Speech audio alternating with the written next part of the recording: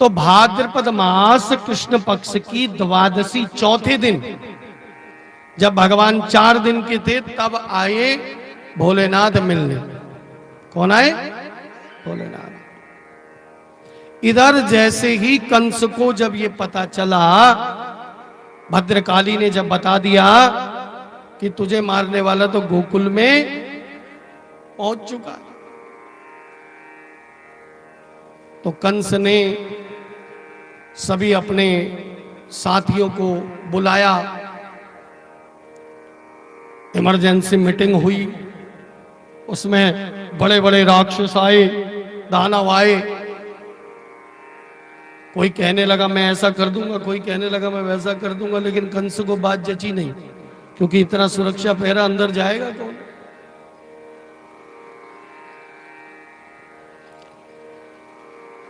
तब एक राक्षसी थी जिसका नाम था पूतना। क्या था? पूतना। ये बड़ी मायावी थी। ये आई कंस के पास और बोली मैं तेरा काम कर दूंगी। बोले इसके बदले में मुझे इनाम क्या मिलेगा? कंस बोला, अपने मंत्री जी को बुलाया और कहा कि अगर पूतना ने मेरा ये काम कर दिया तो आधा राज्य इसको दे देगा। लिखवा लिया पूतना ने। और आज पूतना चूंकि जानती है कि नंद भवन में उत्सव हो रहा है, नंद भवन में तो बधाइयां बज रही हैं, और आज भगवान का छठी का दिन था। किसका दिन था? छठी का उत्सव होता है ना, तो आज भगवान 6 दिन के वे छठी का उत्सव हो रहा है। और नंद बाबा और बाकी जो कुछ ग्वाल बाल थे वो मथुरा गए थे कर चुकाने के लिए, वो भी नहीं थे घर पे। यशोदा मैया थी और गोपियां थी, उधर आनंद उत्सव हो रहा था। तो पूतना ने एक सुंदर गोपी का रूप धारण किया, श्रृंगार पूरे 16 श्रृंगार सजाकर, बड़े बड़े स्वर्ण के आभूषण इसने पहने और अपने सिर पर फल का टोकरा लेकर और चल पड़ी कहां? नंद भवन की ओर। कहते हैं कि पूरे ब्रज में इसने कई बालकों की हत्या करती हुई ये पहुंची कहां? नंद भवन। और तब नंद भवन पहुंचकर वहां तो उत्सव चल रहा है। लाला लाला जायो है ओ पूरनपुर में हो रही।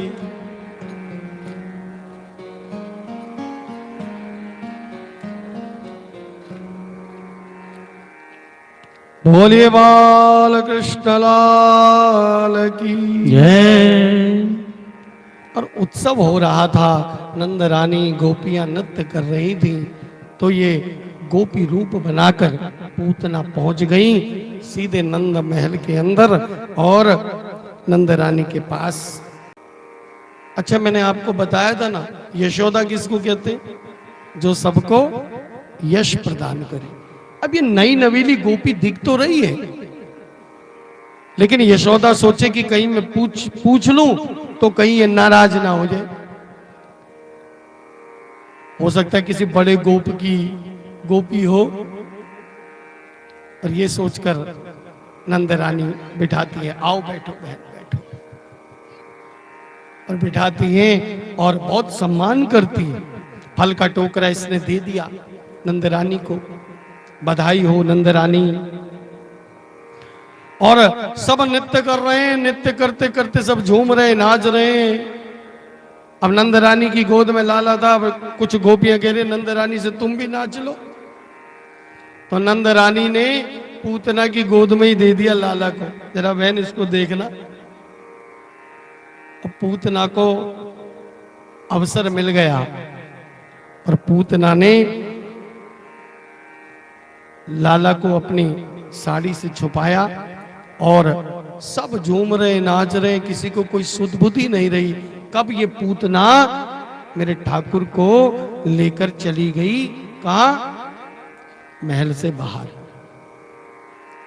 और जिस समय पूतना ने भगवान की ओर दृष्टिपात किया, जैसे ही पूतना ने भगवान को देखा, संत लोग कहते हैं कि भगवान ने अपनी आंखें बंद कर ली। भगवान ने क्या किया? आंखें बंद कर ली। तो अलग अलग संतों ने अलग अलग बात कही है, इसमें अपना अपना मत दिया है। कुछ संत कहते हैं कि पूतना है अविद्या का रूप। किसका? अविद्या। और भगवान की आंखों में है ज्ञान। क्या है? यदि पूतना रूपी अविद्या यदि भगवान को देख लेती, भगवान की आंखों में देख लेती, तो पूतना को क्या हो जाता? ज्ञान हो जाता। तो फिर वो जिस कार्य को करने के लिए आई थी वो करती नहीं। भगवान की लीला कैसे होती? इसलिए भगवान ने आंखें बंद कर दी। कुछ संत लोग कहते हैं कि लाला ने आंखें इसलिए बंद कर ली कि आंखें बंद करके मानो लाला आज भगवान शंकर से आराधना कर रहे हैं। क्यों? क्योंकि जानते हैं कि ये पूतना अपने स्तनों पर कालकूट जहर लगाकर लाई है, इसलिए भगवान शंकर से आराधना कर रहे हैं आंखें बंद करके कि बाबा आप मिलने तो आए थे, इसलिए अब आप मेरे मुख पर प्रवेश कर जाओ, क्योंकि आपको तो जहर पीने की आदत ही है। भोले बाबा को तो आदत है जहर पीने की। बोले एक काम करना, जितना कालकूट जहर है वो आप पी लेना, उसके बाद दूध मैं पी लूंगा। और मानो ऐसा विचार करके लाला ने अपनी आंखें बंद कर दी। तो ऐसे अलग अलग संतों ने कई मत अपने दिए हैं। भगवान ने अपनी आंखें बंद कर ली, पूतना ने ठाकुर जी को लिया, लाला को लिया और बाहर नंद महल से बाहर किसी वन में चली गई। वन में जाकर इसने भगवान का मुख अपने उस कालकूट भरे स्तन पर दे दिया। और भगवान मेरे ठाकुर ने भी पहले पूतना का वो कालकूट लगा हुआ जहर पिया, उसके बाद उसका दुग्ध पान किया, और फिर दुग्ध पान करते करते उसी रास्ते से मेरे ठाकुर ने पूतना के प्राणों को खींचना आरंभ किया। जब पूतना के प्राण निकलने आरंभ हुए तो पूतना चिल्लाई, अरे छोड़ दे, अरे छोड़ दे, अरे छोड़ दे। लाला कहते हैं कि पूतना मुझे छोड़ना ही तो नहीं आता, मुझे छोड़ना, अरे ये तो दुनिया वालों की आदत है, ये तो दुनिया वालों की रीति है कि वो हाथ पकड़कर छोड़ देते हैं, लेकिन मैं जब अगर किसी का हाथ एक बार पकड़ लेता हूं तो फिर उसका हाथ कभी नहीं छोड़ता, उसका बेड़ा पार ही कर देता। और ऐसा कहकर भगवान ने उसके प्राण खींच लिए। पूतना का शरीर निस्तेज हो गया, अपने असली स्वरूप पर आ गई, और इतनी बड़ी राक्षसी पूतना भगवान गोद में ही है और निस्तेज शरीर होकर गिर पड़ी। गिरते समय कई वृक्षों को उसने तोड़ दिया और बड़े जोर का धमाका हुआ, तो नंद महल तक उसकी ध्वनि गई। सब डर गए कि ये क्या हुआ। सबने देखा ना तो लाला घर पे है और ना वो गोपी है। सब उसी स्थान की ओर गए तो क्या देखते हैं, नंद रानी और सब गोपियां, और इधर से नंद बाबा भी कर देकर वापस आ गए थे, वो भी उस स्थान पर पहुंचे तो देखा कि राक्षसी पड़ी हुई है और लाला उसके गोद पर खेल रहे हैं। नंद रानी तो दौड़ कर गई और लाला को वहां से लिया और उठाकर जब दूर आई तब जाकर उस राक्षसी को देखती है, तब कहती हाय राम, इतनी बड़ी राक्षसी, और जब तक लाला थे उसकी छाती पर तब तक नहीं, तब तक तो बच्चे की चिंता थी। उठाया बच्चे को, दूर आकर फिर कहती हाय राम इतनी बड़ी राक्षसी। जिस स्थान पर ये पूतना गिरी थी, आज भी अगर आप जब मथुरा वृंदावन, कौन कौन गया, कोई गया है? आप गए हो? गए हो? तो वृंदावन और गोवर्धन को जो ये रास्ता जाता है वो चौक पड़ता है। एक चौक आता है मथुरा जाने वाले रास्ते पर, एक चौक आता है, वहां से एक रास्ता तो वृंदावन को जाता है और एक रास्ता गोवर्धन को जाता है और एक आगरा को जाती है, तो मथुरा को। तो उस चौक का नाम है छठी करा चौक। क्या है बोलो? छठी करा चौक। वहीं पर उतरना पड़ता है वृंदावन के लिए, ध्यान रख लेना। कभी जाओगे तो छठी करा चौक पे, वहां से उल्टे हाथ की तरफ वृंदावन और सीधे हाथ की तरफ गोवर्धन, और सीधे चले जाओ तो 10 किलोमीटर पर मथुरा, 40 किलोमीटर चले जाओ तो आगरा। तो ये जो पूतना थी, इसी छठीकरा जो स्थान था, वन था, यहीं पर गिरी थी। और यहीं पर जब वो गिरी तो उसके बाद कहते हैं कि सब ग्वाल वालों ने उसके कई टुकड़े किए और उसके टुकड़े करके उसका अंतिम संस्कार उसी जगह पर किया, पूतना का। और तब इसीलिए उस स्थान का नाम है छठीकरा। क्या है? छठीकरा। और कहते हैं जब अग्नि में उसके शरीर को डाला गया पूतना के, तो उसके शरीर से सुगंध आई, क्योंकि मेरे प्रभु ने उसके सब पापों को हर लिया। और उस पूतना को वो गति प्रदान की जो एक मां को दी जाती है। भाई कैसे भी आई तो मुझे दूध तो पिलाया ही इसने, तो इसलिए वो गति उसको दी जो एक मां को प्रदान की जाती है। और कहते हैं ये जो पूतना थी ना, ये पूर्व जन्म की, ऐसा संत लोग गाते हैं, ये पूर्व जन्म की राजा बलि की कन्या थी, जिसका नाम था रत्नमाला। क्या था? रत्नमाला। और जब वामन भगवान पहुंचे थे ना बलि के पास, तो ये महल की छत से देख रही थी वामन के स्वरूप को, ये रत्नमाला।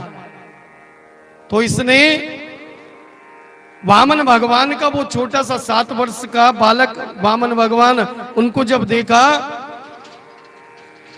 तो इसके मन में ये भाव उत्पन्न हुआ रत्नमाला के कि ऐसी कौन सी सौभाग्यशाली मां होगी जिसने इस बालक को दूध पिलाया होगा।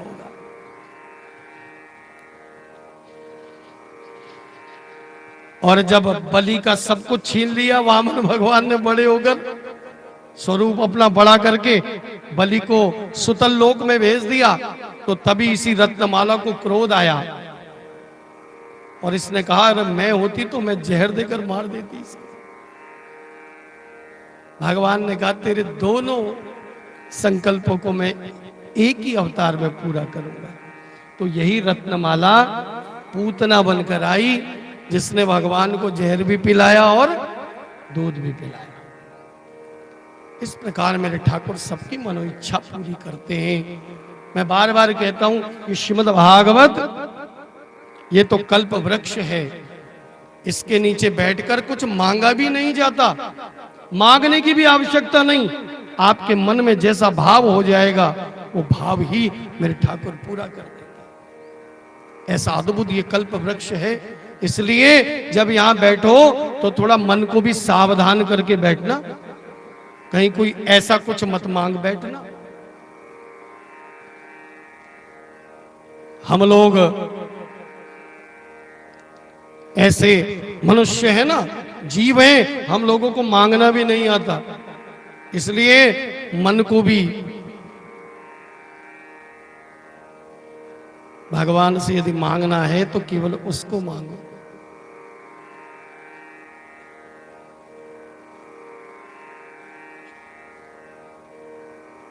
भगवान से मांगने तो सभी जाते हैं, भगवान से मांगने, सारी दुनिया भगवान से मांगने ही जाती है, जाती है नहीं जाती? जब भी आप मंदिर जाते हो कुछ मांगने ही जाते हो? घर में भी घंटी लेकर बस कुछ ना कुछ ये दे दे वो दे दे, नहीं?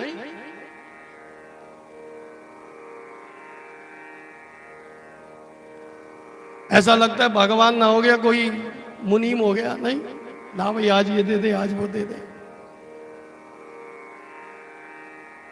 तो भगवान से मांगने तो रोज जाते हो, कभी भगवान को भी मांगा करो। मंदिर जाते हो, कभी आपने भगवान से कहा हे प्रभु चलिए हमारे घर पे? कभी कहा? कभी नहीं कहा होगा। ठाकुर से कहिए हे ठाकुर चलिए हमारे घर पर।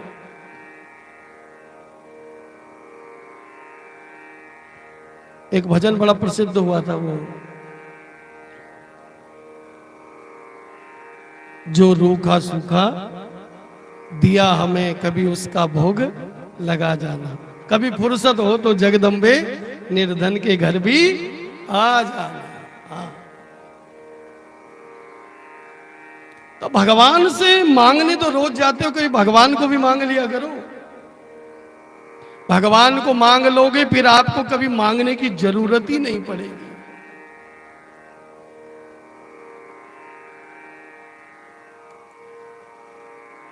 भगवान से अब देखो, आप आरती करते हो, आरती करते करते कितनी चीजें उसमें दी गई है। जय जगदीश हरे सब गाते हो ना, कभी उस आरती को ध्यान से समझकर गाना, ध्यान से। भगवान से कह रहे हो विषय विकार मिटाओ पाप हरो देवा। पहले तो ये गाते हो और उसके बाद कहते हो ये दे दे वो दे दे वो दे दे। एक तरफ कह रहे हो, बताओ कितनी बड़ी झूठ बात, भगवान के आगे भी कितने बड़े बड़े झूठ, नहीं? भगवान के आगे बैठ के भी कितने बड़े झूठ। या तो फिर आरती मत गाओ, अब आरती नहीं गाएंगे तो कहीं भगवान नाराज ना हो जाए। विषय विकार मिटाओ पाप हरो देवा, श्रद्धा भक्ति बढ़ाओ संतन की सेवा।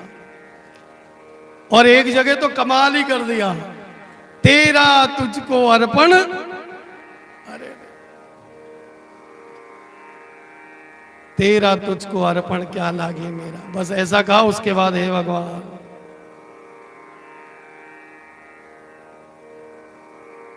थोड़ा है थोड़े की, फिर याद आ जाता है थोड़ा है थोड़े की जरूरत है?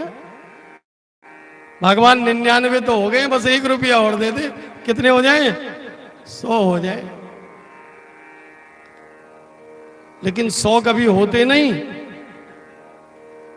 रहता हमेशा 99, 1 रुपया कम ही रहता है हमेशा।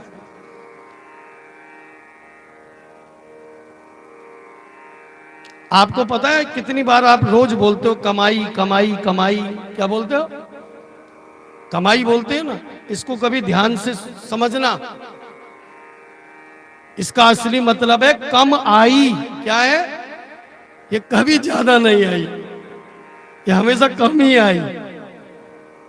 कमाई कमाई कितनी कमाई, फिर भी कम ही आई, नहीं? थोड़ा ध्यान रखना। भगवान के मंदिर जाते हो तो भगवान को भी कभी बुला लिया करो, चलो मेरे घर पे। एक संत गाते, आइए 4 लाइन गाएंगे। ओ मंदिर में रहते हो भगवन, मंदिर में रहते हो भगवन, कभी बाहर भी आया जाया करो, कभी बाहर भी आया जाया करो। मैं रोज तेरे दर आता हूँ, मैं रोज तेरे दर आता हूँ, कभी तुम भी मेरे घर आया करो, मंदिर में रहते हो भगवन, कभी बाहर भी आया जाया करो, कभी बाहर भी आया जाया करो। मैं रोज तेरे दर आता हूँ, मैं रोज तेरे दर आता हूँ। कभी तुम भी मेरे घर आया करो। ओ मंदिर में रहते ओ भगवन। हरि बोल। जरा उठा लो दोनों हाथ।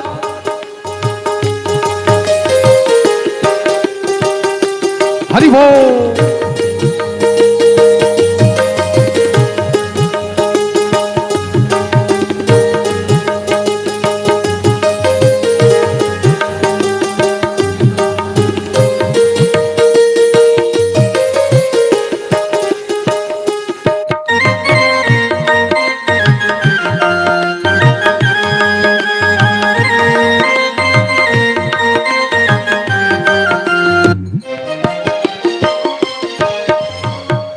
और कहना प्रभु से, मैं तेरे दर का जोगी हूँ, मैं तेरे दर का जोगी हूँ। हुआ तेरे बिना वियोगी हूँ, हुआ तेरे बिना वियोगी हूँ। तेरी याद में आंसू बहते हैं, तेरी याद में आंसू बहते हैं। इतना ना मुझे तड़पाया करो। ओ मंदिर में रहते ओ भगवन। कभी बाहर भी आया जाया करो, कभी बाहर भी आया जाया करो। मैं रोज तेरे दर आता हूँ, मैं रोज तेरे दर आता हूँ। कभी तुम भी मेरे घर आया करो। ओ मंदिर में रहते ओ भगवन। हरि बोल।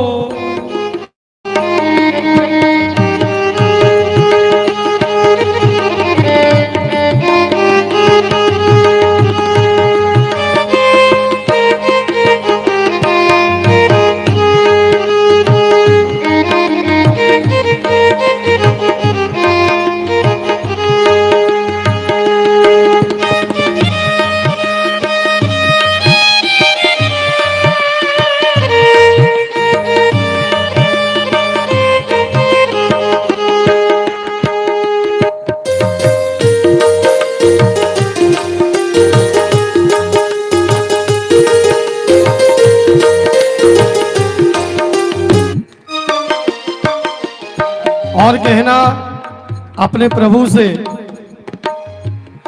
मैं दीन हूँ दीना नाथ हो तुम, मैं दीन हूँ दीना नाथ हो तुम।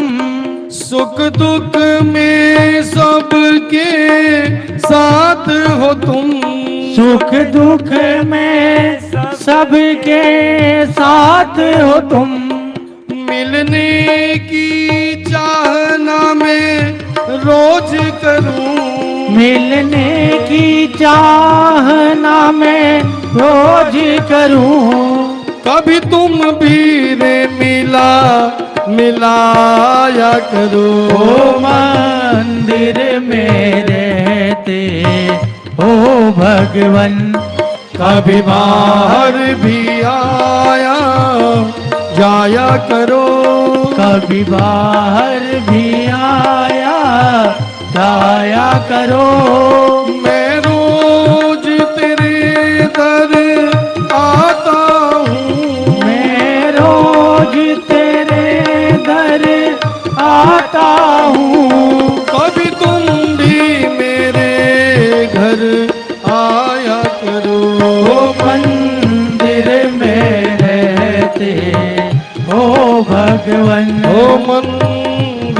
में रहते हो भगवन, ओ मंदिर में रहते हो भगवन। कभी बाहर भी याद कर लेना, यही गाना है भगवान के आगे बैठ के बस। कभी बाहर भी मैं रोज, कभी तुम भी मेरे घर, यही सच्ची प्रार्थना है, यही है प्रार्थना। बाकी तो सब स्वार्थ है, असली प्रार्थना यही है, स्तुति यही है। भगवान से मांगने मत जाओ, भगवान को मांगने जाओ। भगवान को बुलाओ, ठाकुर घर पर आओ। पूतना का उद्धार हुआ, मेरे ठाकुर को आज चूंकि राक्षसी के पास होकर आए थे, इसलिए आज गौ माता के गौमय से और गौमूत्र से मिलाकर उसको पंचगव्य बनाया गया। पंचगव्य बनाते हैं ना, गौ का गोबर, गौमूत्र और गौरज और गौ का दूध, गौ का दूध से बना दही और गौ का घृत, ये 5 चीजों से मिलकर क्या बनता है? पंचगव्य। इससे क्या होती है? शुद्धि होती है। क्या होती है? नामकरण में लाते ना गौमूत्र, पंचगव्य से शुद्धि। तो उससे स्नान कराया गया, फिर ठाकुर जी से प्रार्थना की गई और फिर देखा ठाकुर जी को दूध पिलाकर कि हाँ ठाकुर जी आराम से लाला दूध पी रहे। सबने कहा ठाकुर जी ठीक है।